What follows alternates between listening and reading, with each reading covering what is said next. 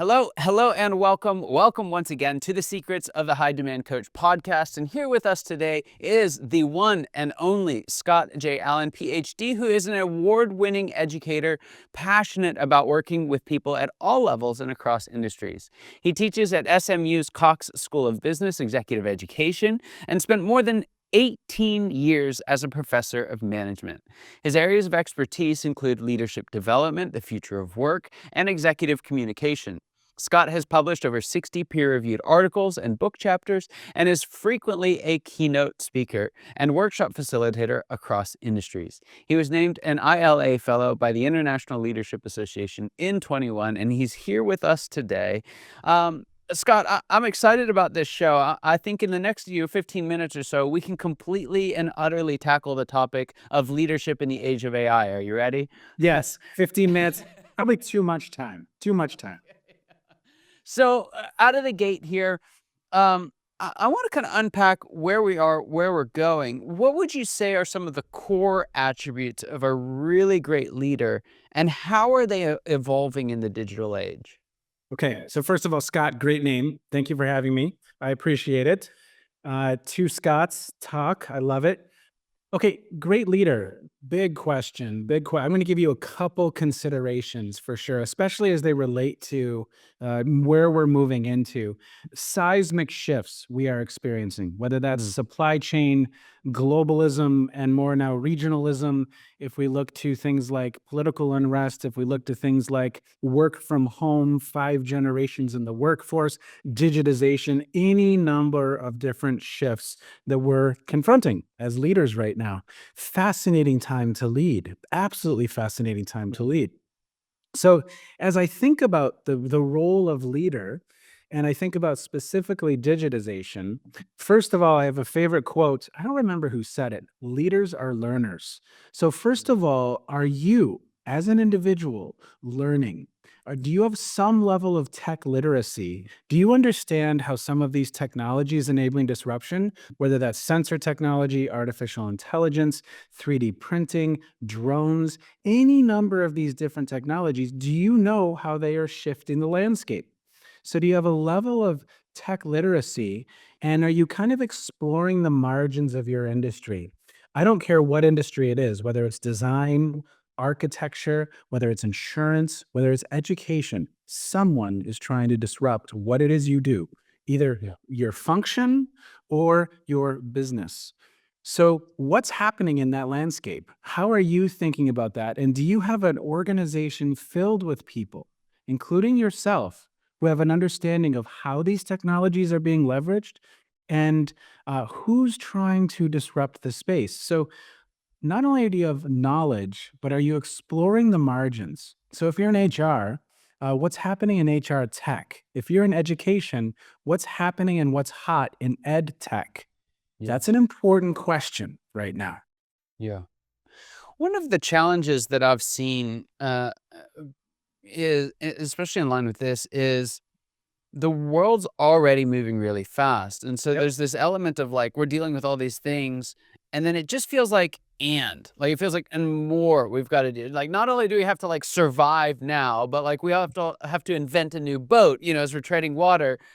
How do you help leaders to kind of flesh out just how to manage what's coming and what we need to be focusing on with the current realities? Yeah. Okay. So the CEO of Korn Ferry, it was a fascinating kind of phrase that I just love.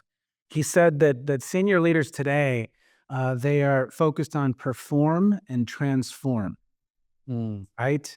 It's a both and. It's not an either or. It's a both and. You are performing and ensuring that the organization is successful today, and you have an eye on transformation. So, Stephen Covey, back in the day, you may have seen this, Scott, the time management matrix. Stephen Covey's quadrant 2 was that stuff that is important, but maybe not urgent. So I think for me, if you're a senior leader in the organization, are you rigid about carving out some time for that learning, for that exploring the margins, for that conversation around transforming, how the industry is transforming, how functions are transforming, how we as an organization need to transform? So I love that kind of, we could call it a mantra: perform and transform. What do? I ensure we perform today, and I ensure that we are set up for success tomorrow. That's a C level, that's a C suite. It should be on their radar. And I think there's this kind of hidden task list for leaders. That's one of them. Are you carving out and protecting that quadrant 2 time to help us transform as an organization? If you're not, if just the day to day is consuming you and you aren't rigid about what to kind of take in and allow to consume your time and what to protect your time from, I think, one of the most underrated skills of a leader is what should we be letting go of and what should we be saying no to, Wow. right? Wow, that's critical. So perform and transform, protecting that quadrant 2 time. If you're not, someone else is, and you know what? They're going to transform much more quickly than you, and you find yourself left behind. So you've mentioned time a couple of times and the functions that leaders are filling. How could you give us a couple examples of how you see that change? What's the normal week of a leader look like? How's that different? What's the normal role of a leader? How's that different? Mm. Okay, I'm going to answer this, but maybe in a way that you're not expecting. So if I go way off on the reservation, Scott, say, "Hey, Scott, pull it back," okay? But here's how I think about this. I think the role of a C-level executive today is complex. It's incredibly difficult. It's not easy work. It's just not. Mm. So, on any number of dimensions, I would say another one of those quadrant 2 activities is, who are your thinking partners? Who are those individuals as a C-level individual you can turn to help you make sense of what's swirling on around you? And so I think something not on the daily task list of a leader. And again, I have this kind of this article, the hidden tasks of a leader, the things you should be prioritizing, but maybe aren't. Who's your coach? Who's your thinking partner? Maybe it's a psychologist. Who's that individual that's helping you, or individuals helping you make sense of what we should be saying yes to, what we should be saying no to, what should be a priority, what's not a priority? Because I think the great leaders are really skilled at discerning what's noise, Yeah. what's important, and we should be keeping an eye on.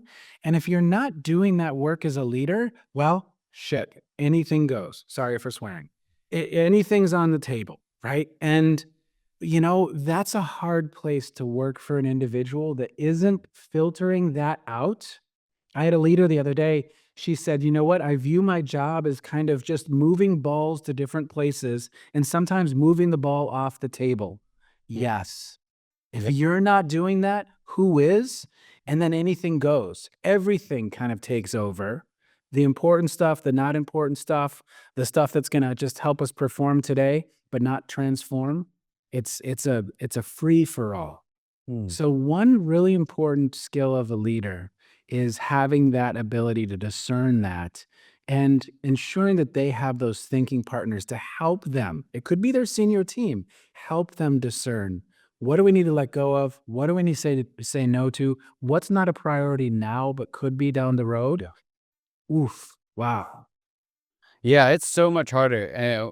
Work with teams all the time. We're doing strategic planning. It's like, yeah, we can do that. Yeah, we can do that. Yeah, we can do that. But you say, what are we not going to do? It's like the whole world screeches to a halt, Yes. Yes.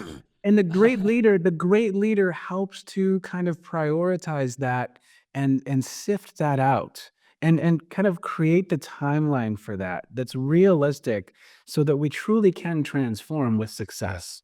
Yeah, it's so true. I want to kind of segue off of that a little bit.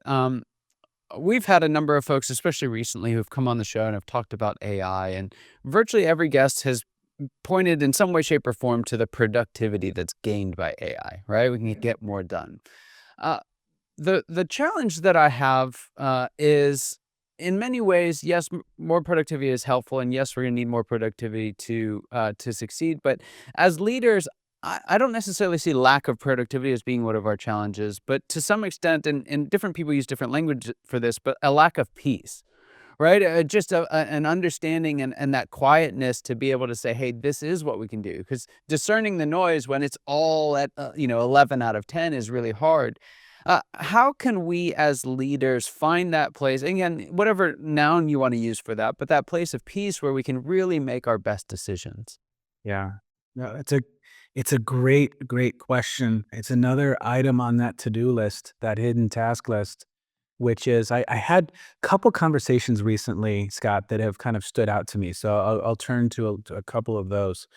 One, I have a podcast as well, and so I had the three faculty members from the Naval War College on. And I said, "Oh, so, kind of not knowing," I said, "So what's kind of hot right now with the Naval War College? What are you all thinking about?" And they said, "Spiritual readiness." And I was like, "Whoa, what do you mean here? So explain that to me." And they said, "Well, you know what? We know that these soldiers, these sailors are going to be physically fit. We know that they are going to know their job, but are we developing the whole person? And are we developing an individual who is spiritually ready, regardless of the flavor of spirituality? We don't care that their family is intact, that they as a human being are whole, Yeah. because we're putting them into some very, very challenging situations. And in the military, it's called a moral injury. You put someone in theater and they're being asked to do things that they might not normally want to do.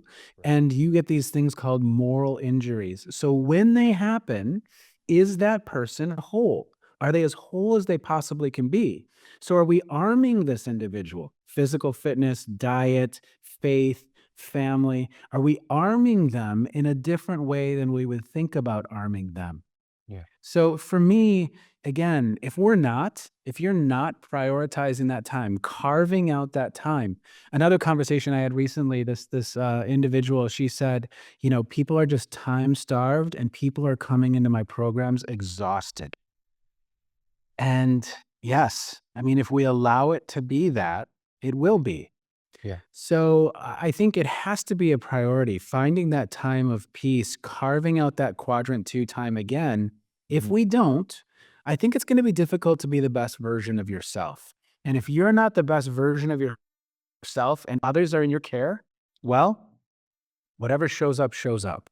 And you've worked for that person, Scott, who wasn't the best version of. They were stressed out, tired, maybe a little bit of an alcoholic. Their family was in shambles. How are they going to do it leading the team? Not well. Yeah. So if you're not whole, and that's what the Naval War College literally is thinking about right now. If you're not whole, what are you bringing to the table as a leader? And how sustainable is that if you're not whole?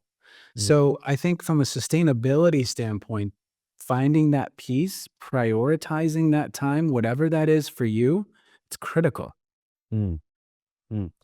Scott, there's a question that I ask all my guests. I'm interested to see what you have to say. What would you say is the biggest secret that you wish wasn't a secret at all? What's that one thing you wish everybody watching or listening today knew?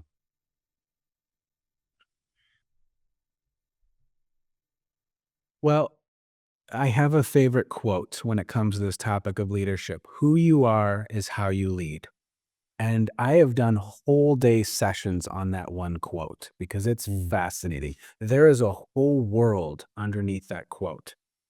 And at the risk of kind of sounding a little bit like a broken record, hopefully some of this repetition is kind of like filtering through to listeners. Who you are is how you lead. So who are you? What's underneath that quote? That's your personality. Yeah. That's your level of maturity. That's your knowledge about leading. So I work with individuals all the time who've been placed in positions of authority, leadership, and they know virtually nothing about the activity of leading others, right?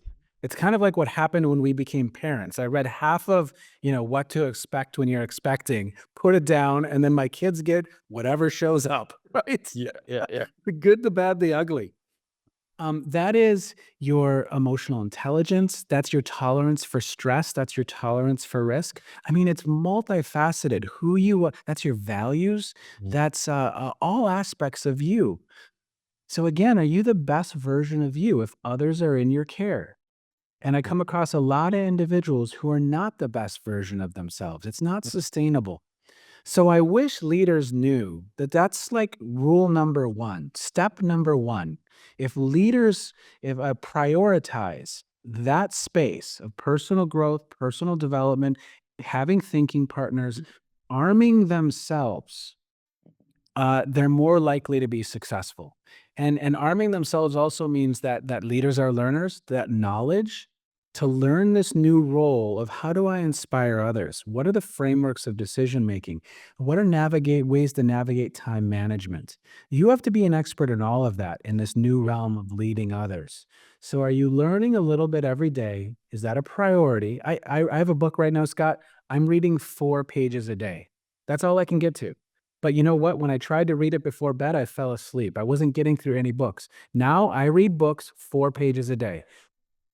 I usually read 6 or 7, but I only hold myself accountable to 4. And it's just bite-sized little bits of micro learning each and every day. Mm. So, are you the best possible version of yourself? And if you're the best possible version, if others are in your care, you're more likely to be successful. That for me is task number one when it comes to leading others. Whether you're a parent, whether you're a coach, teacher, leader. Yes, so true. Scott, there's some folks listening to this and your questions that they've not considered, things that they know that they've needed to focus on for a while, but they want to learn more. How can they find more out about you, your speaking, and the work that you do? Great. scottjallen.net. scottjallen.net. That's where I live on the web. And then LinkedIn, Scott J. Allen on LinkedIn. Would love to connect. I write a lot about leadership, communication, future of work. I'm so thankful that I have found this topic I have jet fuel for, like you. And it's just an endless well because it's fascinating. How do we better prepare people to serve in these really challenging roles? It's a fun puzzle. Oh, wonderful. I would highly recommend it. Had a chance to stalk Scott's website leading up to the show. It's just some fantastic information on it. There's great articles. Podcast is fantastic. Check it out, scottjallen.net. And Scott, thank you so much for your time. Thanks for being on the show. It was really an honor and privilege having you here. And for those of you watching and listening, you know your time and attention mean the world to us. I hope you got as much out of this conversation as I know I did, and I cannot wait to see you next time. Take care. Thank you, Scott. Be well.